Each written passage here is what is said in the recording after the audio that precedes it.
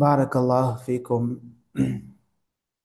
அடுத்ததாக, இளம் கடமை சுமத்தப்பட்ட பெண்மணி அந்த பெண் மீது உண்டான கடமைகளில் வஅலைஹா, அந்த பெண் மீது கடமையாகும் அந்த தஅல்லம ஷுஊனல் மன்சிலி பிமஹாரத்தின், மிக திறனுடன் வீட்டின் வேலைகளை, வீட்டின் காரியங்களை கற்றுக்கொள்வது அந்த இளம் பெண் மீது கடமையாகும்.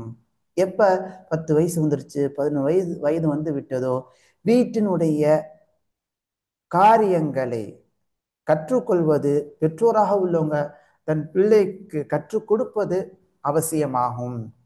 என்னென்ன? தர்தீப், முறையாக அடுக்குவதை கற்றுக் கொடுக்கணும். இதுக்கு ஆப்போசிட்டு குழப்பி போடுதல், பரப்பி போடுதல்னு சொல்லுவோம். பெரும்பாலான வீடுகளில் கவனித்து பார்த்தால் தெரிய வரும், பெரும்பாலான அல்லாஹ் பாதுகாத்த மக்களை தவிர பெரும்பாலான வீடுகளில் இந்த தர்த்தீபே இல்லை. குழப்பி கிடக்கக்கூடிய, பரப்பி கிடக்கக்கூடிய நிலைகள் தான் இருக்கிறது. காரணம், அதை பெற்றோர் ஃபாலோ பண்ணலை, பிள்ளைகளுக்கு கற்றுக் கொடுக்கல. இதனால தான் இந்த மாதிரி நிலைகள் அதிகமாக காணப்படும். எனவே தர்த்தீப், எடுத்த பொருளை எடுத்த இடத்தில் வைப்பது, அடுக்கி வைப்பது என்பதை பெற்றோர்கள் முதல்ல கடைபிடிக்கணும், பிள்ளைகளுக்கு கற்றுக் கொடுக்கணும். மிக முக்கியமான ஒன்று தர்த்தீப். அந்தந்த கரண்டியாக இருந்தால் அந்த அதற்கான இடத்துல வைப்பது, அதே போல மிக்சியாக இருந்தால் அது வைக்க வேண்டிய இடத்துல வைப்பது, அதை பயன்படுத்திய பிறகு துடைத்து சுத்தமாக வைப்பது,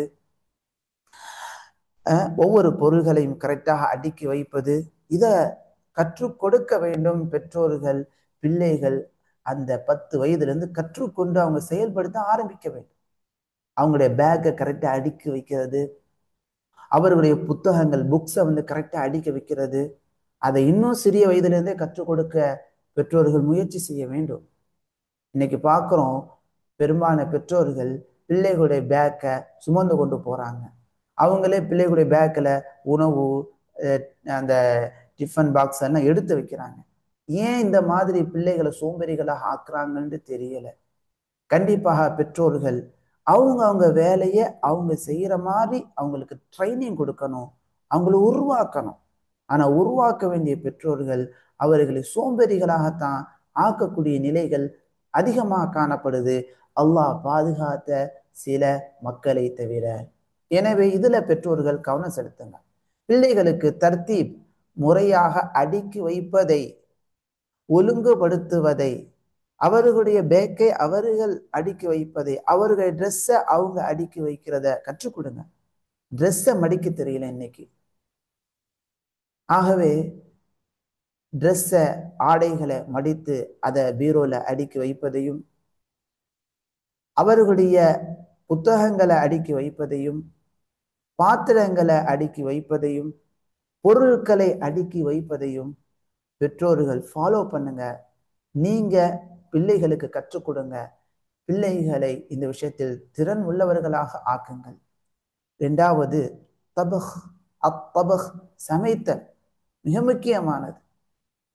இந்த சமையல் கலை தெரியாத காரணத்தினாலதான் படிப்புன்னு போய் சமையலில் ஒன்றும் தெரியாத நிலையில அவங்க கல்யாணம் கல்யாணம் செய்து கொடுக்கப்படுகிறார்கள்.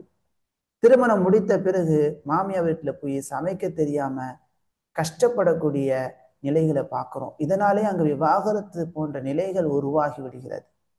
எனவே படிப்பு அது ஆட்டோமேட்டிக்கா அது நடக்கும், ஓதுதல் அதனுடைய நேரத்தில் நடக்கும். அதே போல 10 வயது வந்து விட்டால் அந்த பிள்ளைகளுக்கு காய்கறி நறுக்குவது, அதே போல பாத்திரங்களை கழுகுவது, இது போன்ற விஷயங்களை கற்றுக் கொடுக்கணும். எப்படி காலை டிஃபன் செய்யறது, பகல் உணவு எப்படி செய்யறது, இரவு உணவு எப்படி செய்யறது.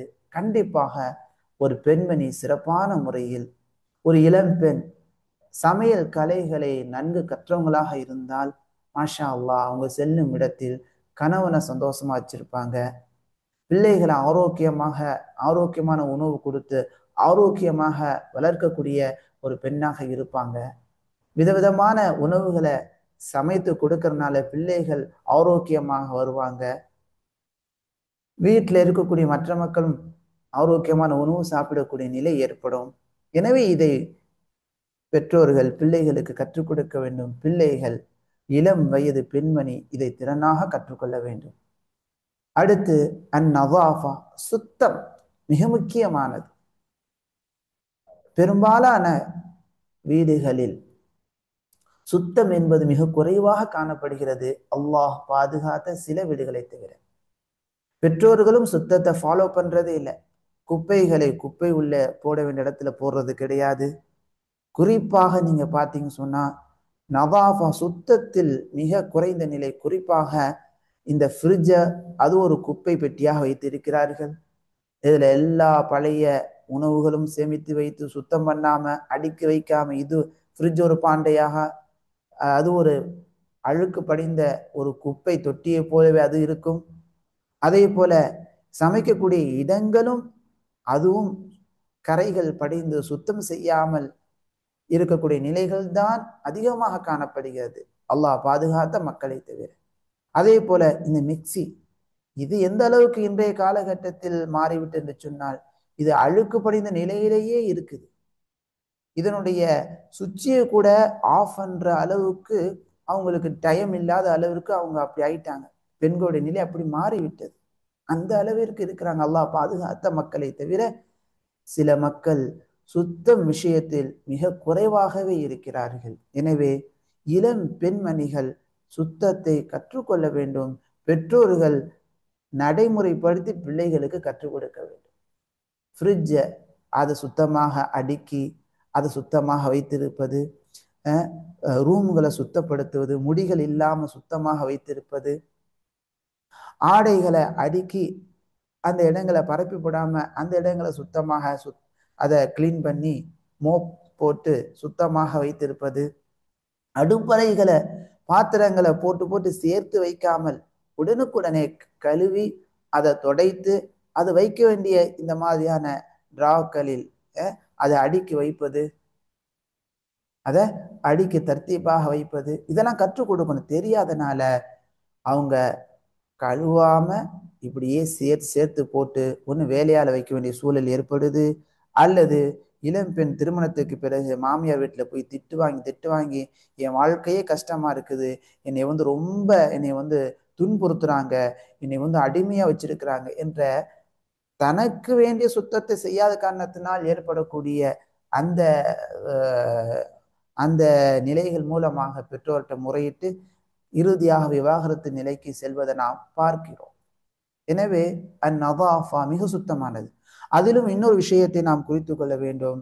இந்த நவாஃபா ஆண் பிள்ளைகளுக்கும் கற்றுக் கொடுக்கணும், பெண் பிள்ளைகளுக்கும் கற்றுக் கொடுக்கணும். இன்னைக்கு ஆண் பிள்ளைகளுக்கு இதை போதிப்பதை என்ன செஞ்சுட்டாங்க, நம்ம மக்கள் கவனம் செலுத்துறதே கிடையாது, போதிக்கிறதே கிடையாது. எந்த அளவுக்குன்னு சொன்னா, பெரும்பாலான ஆண் பிள்ளைகளுக்கு அவங்க ஆடையை துவைக்க தெரியல, பாத்ரூம் அதாவது ரெஸ்ட் ரூமை சுத்தம் பண்ண தெரியல, அவங்க உண்ணக்கூடிய தட்டை சுத்தம் பண்ண கழுவ தெரியல. அந்த அளவிற்கு சோம்பேறிகளாக, வேலைகள் தெரியாதவர்களாக இந்த பெற்றோர்கள் ஆக்கி வைத்துள்ளார்கள். அல்லாஹ் பாதுகாப்பானாக.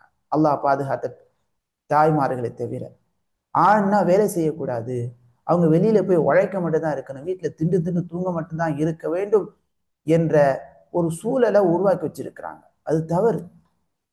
மிக முக்கியமாக துவைத்தல், ரெஸ்ட் ரூம் கிளீன் பண்ணுதல், இந்த குப்பை வீட்டில் உள்ள குப்பையை அதை எடுத்துட்டு போய் போட வேண்டிய இடத்துல போடுதல் போன்ற விஷயங்களையாவது அவங்களுக்கு கற்றுக் கொடுக்கணும். சின்ன வயசுல இருந்து அதை பண்ணுங்க, இதை பண்ணுங்க.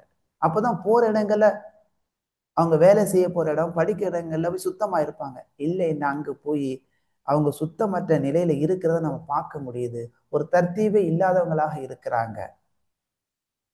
ஆகவே பெற்றோர்கள் பிள்ளைகளுக்கு சுத்த விஷயத்தை கற்றுக் கொடுங்க. நீங்க சுத்தமாக இருக்க வேண்டும். இளம் பெண்கள், இளம் ஆண்கள் இந்த சுத்தத்தை கற்றுக்கொள்ள வேண்டும். அது ஈமானை சார்ந்த ஒன்று. சுத்தம் மிக முக்கியமான ஒரு அம்சமாகும். சுத்தமாக இருப்பதை அல்லாஹ் விரும்புகிறான். பரக்கல்லாஹு ஃபீக்கும். அதே போல வலைஹா அன் ததஅல்லம ஷுஊனல் மன்சிலி பிமஹாரத்தின், இளம் பெண்மணி வீட்டின் காரியங்களை கற்றுக்கொள்வது, திறம்பட கற்றுக்கொள்வது அவள் மீது கடமையாகும். அதில் அல் ஹியாத்தா, தையலை கற்றுக்கொள்ள வேண்டும். இன்னைக்கு அதிகமான பெண்களுக்கு தையலே தெரியாம இருக்குது. மாஷா அல்லாஹ், தையல் மூலமாக அவங்களுக்கு வேண்டிய ஆடைகளை தைத்து கொள்ளலாம். தையல் ஒரு சுறுசுறுப்பான ஒரு நிலை அவங்களுக்கு கொடுக்கும். தையல் திறன்பட அவங்க ஹிஜாப் போன்றவைகளை தைக்கக்கூடியவங்களா இருந்தால் மார்க்கத்துடைய ஹிஜாபுகளை, மார்க்கம் காட்டக்கூடிய ஹிஜாபுகளை தைத்து அவங்க என்ன செய்யலாம், வியாபாரம் செய்யலாம். குறைந்த லாபம் வைத்து மக்களுக்கு பயனாக அது கொடுக்கலாம். அதனால அல்லாஹ்ட்டையும் நன்மை உண்டு. அல் ஹிஜாபு ஷரஇ அணியக்கூடிய மக்கள் அதனுடைய நன்மையும் அவங்களுக்கு கிடைக்கும். இது போன்ற இதர நல்ல ஆடைகளை தைப்பதை கற்று சமூகத்துக்கு பயனுள்ள ஒரு பயனாளராக இருக்கலாம். தையலை ஒரு பெண் கற்றுக்கொள்வது மிக சிறந்தது. அதே போல அப்தியாஃபா, விருந்தோம்பல், வரக்கூடிய விருந்தினரை வாங்கண்டு சொல்லி வரவேற்று உட்கார வைத்து உடனே அவங்களுக்கு தண்ணீரை முதல்ல கொண்டு வர்றது, ரெண்டாவது டீயை கொண்டு வர்றது, சாப்பாடு உணவு டைமா இருந்தால் சாப்பாடு செஞ்சு கொண்டு வந்துடணும். அந்த அளவிற்கு விருந்தோம்பலை இளம் பிள்ளைகளுக்கு கற்றுக் கொடுக்க வேண்டும். மிக வருத்தத்துக்குரிய விஷயம் என்னன்னா, இளம் பெண்கள் இளம் ஆண்களுக்கும் இந்த விருந்தோம்பலை பற்றியான அறிவே இல்லை. அல்லாஹ் பாதுகாத்தவங்களை தவிர வீட்டுக்கு வரக்கூடிய தன்னுடைய உறவினர் அல்லது உம்மா வாப்பா பார்க்க வரக்கூடியவங்களை வாங்கன்னு கூப்பிடக்கூடிய ஒரு ஒழுக்கம் பண்பாடு தெரியல. சிரிச்ச முகத்தோட வாங்கன்னு சொல்லிட்டு உடனே தண்ணி கொண்டு வரணும், உடனே டீயை கொண்டு வரணும், அது தெரியல.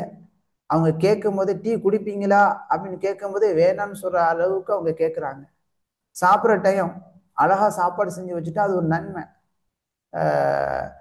சாப்பிடுவீங்களா அந்த மாதிரி கேட்கறது, உங்களுக்கும் சேர்த்து சாப்பாடு செய்யலாமா கேட்கும் போதே ஆஹா வீட்டை விட்டு நம்ம வெளியே போயிடணும் என்ற எண்ணத்தை ஏற்படும் விதமாக நடந்து கொள்ளக்கூடிய நிலை காணப்படுகிறது. அல்லாஹ் பாதுகாத்தவங்களை தவிர.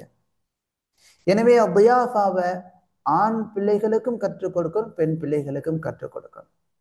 ஒருத்தவங்க வீட்டுக்கு வரான்னா வாங்க, நல்லா இருக்கீங்களா, உங்க உறவினர்கள்லாம் எப்படி இருக்கிறாங்க, அக்கா எப்படி இருக்காங்க என்று இந்த மாதிரி அவர்களை பற்றியான நலன் விசாரிப்பது, உட்கார சொல்லிட்டு அவங்க கூட பெரியவங்களை பேசிக்கொண்டு இருக்கிறதுக்காக வேண்டி சொல்லிட்டு உடனே போய் இந்த இளம் பெண்ணாக உள்ளவங்க உள்ள போய் டீயை போட்டுட்டு அல்லது வெயிலான டைமா இருந்தா நல்ல ஒரு ஜூஸ் போட்டு வந்து கொடுக்கணும்.